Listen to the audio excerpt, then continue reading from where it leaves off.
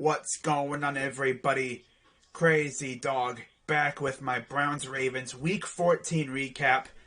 As for the second week in a row, a failed two-point conversion was the difference in this game for the Ravens. Of course, last week they went for two to try to go for the win against the Steelers, and they failed.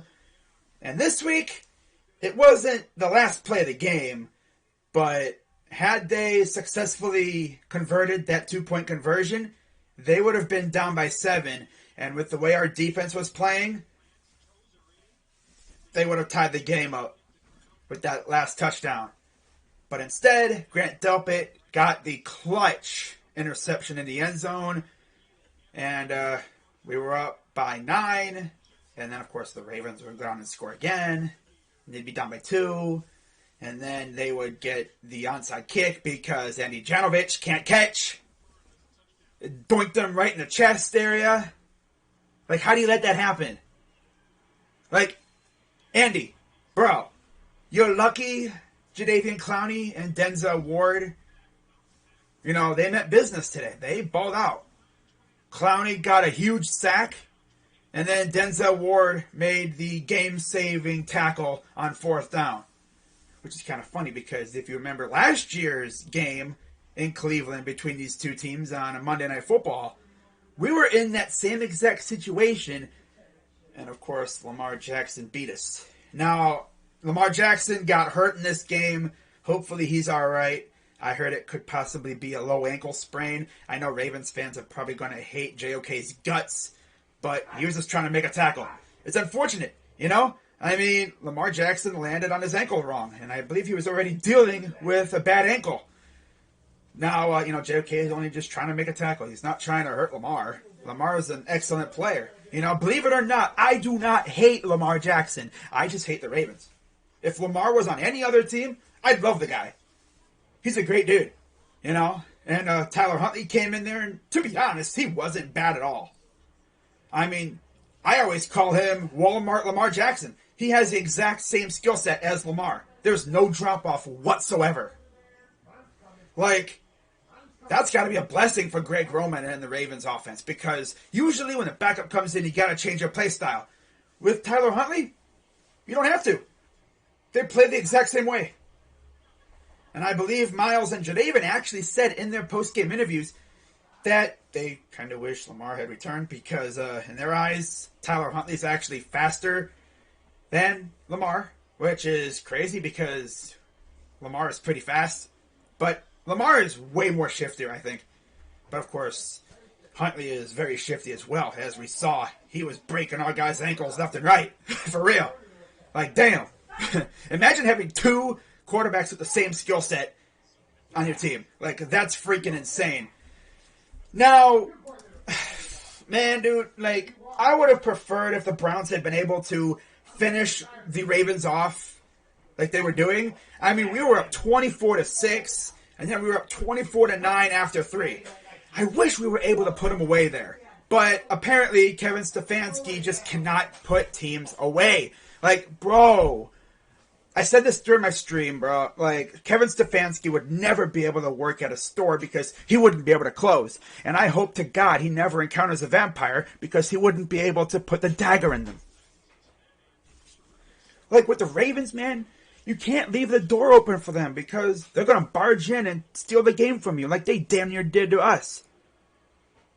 Like, during the end of the stream, I was like, yeah, we're losing. When we lost the onside kick, I was for sure thinking that we were going to lose because it's just the way we are. It's just our luck. Like, you know, we can't get the onside kick, and then Tyler Huntley's going to somehow lead them down the field, and Justin Tucker's going to come in there and kick the game-winning field goal to win the game again. But you know what? Denzel Ward said, not today. Not on my watch. And I'll say this. Joe Woods, I've been slandering you all year long. Aside from, like, the second half, but I'm going to attribute that to stamina. You know, the defense just seemed like they were just kind of wore out because, I mean, when your offense goes 3 and out over and over and over and over again, you're going to get tired. But in the first half, man, they were flying all over the field. Like, Dude, J.O.K., look at you, my dude, flying all over the field, making plays. And Myles Garrett, strip sack, scoop and score. See, that 5 times fast. And with that strip sack, he is now the Browns' single-season sack leader. Love to see it. And now his next target is all-time sack leader for the Browns. And I believe he's only like 5 behind Clay Matthews for that record. I think he'll pass it by the end of the year. You know, and of course now we begin a very interesting 4-game stretch.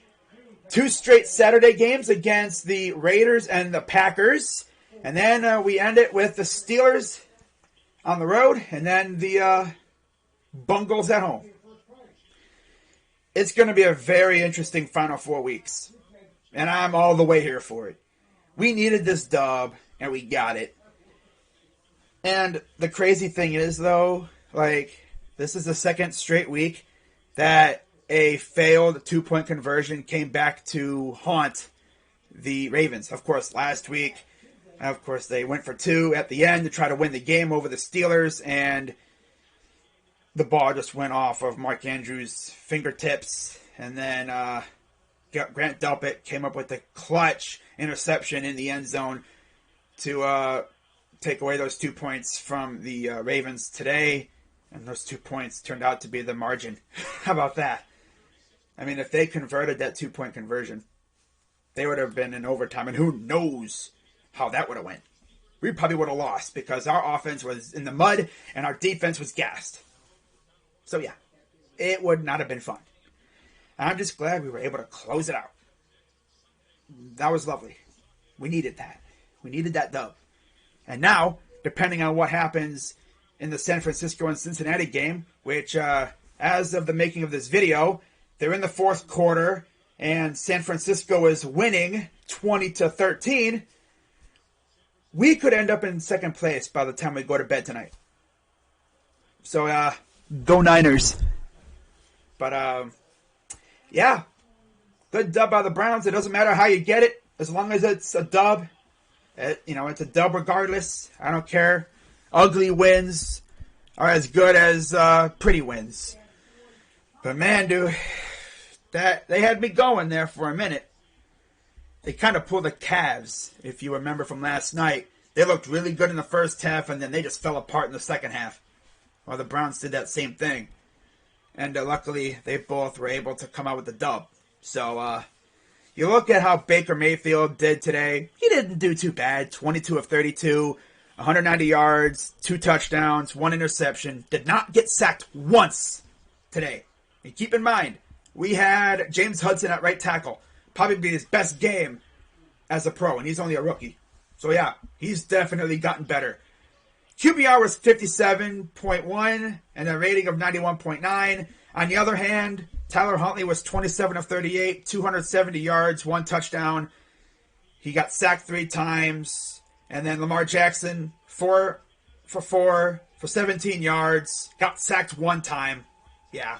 And a lot of that Huntley stuff was at the end when they were trying to play catch up. On the ground, we had 100 yards on 29 carries, most from Nick Chubb, 17 for 59. And the Ravens had 23 carries, 118 yards, mostly from Devontae Freeman, who had 13 for 64. Latavius Murray did get a touchdown, 1 carry for a yard. So, there's that. And then through the air, we had 22 receptions, 190 yards, and 2 tutties from Jarvis and Hooper. Gotta love that, especially facing a very beat-up Ravens secondary. I was expecting us to go out there and bully their secondary, which is exactly what we did. And on the other end, yeah, they carved up our secondary. Mark Andrews especially, although it seems like he always does that to our secondary. No matter how hard we try, he always kills us. 11 receptions, 115 yards and a touchdown, and he was the only touchdown through the air. Of course. Of course, right? Never fails. Never, ever fails. And then in terms of fumbles, Myles Garrett, of course, had the strip sack, scoop and score. Efidio Denabo recovered a fumble that Tack McKinley actually forced because one of our corners actually came up into the backfield and forced Huntley to cut up field, which put him right in the clutches of Tack McKinley. So that was dope. Man, I tell you one thing, these corners are not afraid to attack the ball carrier. I freaking love that. And then in terms of sacks, John Johnson III got a half a sack. Jadavian had a sack and a half. And Myles Garrett had one. And Tack had one, like I just mentioned. So, yeah. Defense really got to the quarterback today. That was nice. So, low-key, we did kind of get a defensive masterclass.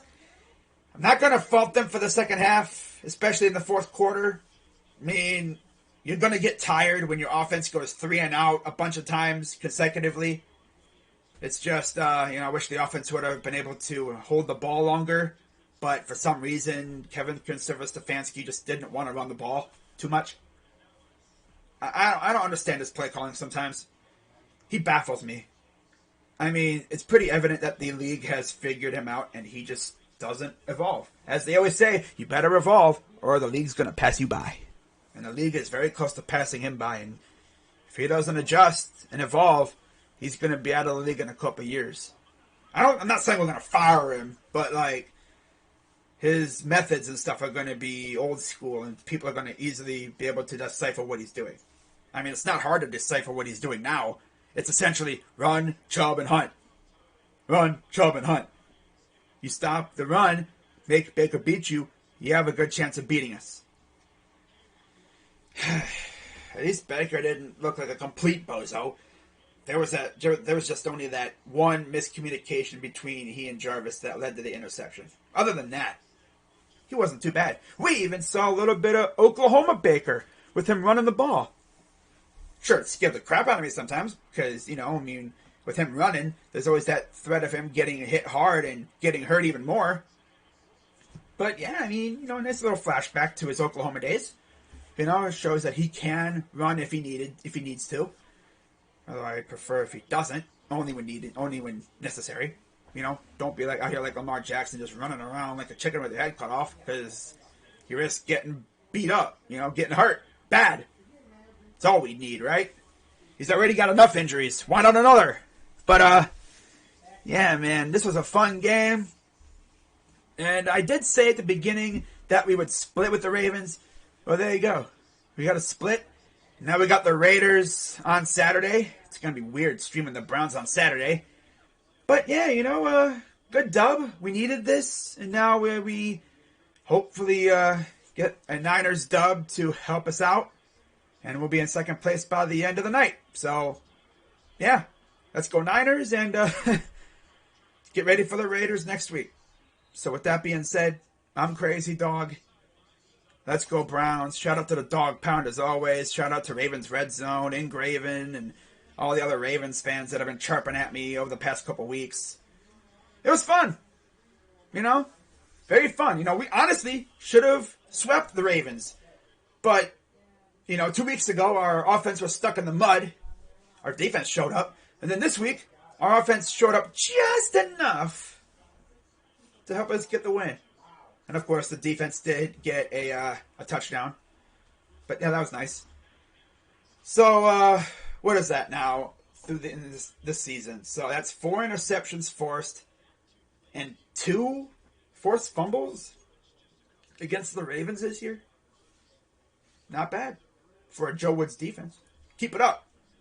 Let's go out there and bully Derek Carr next week. How about that, huh? I'd love to see it. That was nice, man. Defense actually showed up. I just wish the offense would show up.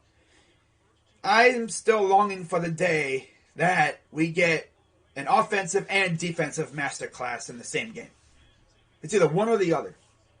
Why not both? Right? Why not both? So that's going to wrap it up for this video. I'm Crazy Dog 99. If you're wondering why I'm doing this video again, I had a whole video done and everything, only to find out it was muted. Yeah, that friggin' microphone betrayed me. Damn it.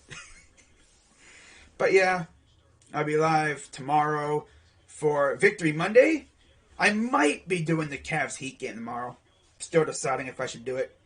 I'm probably going to wind up doing it because this Cavs team is fun, and I just can't stop streaming them.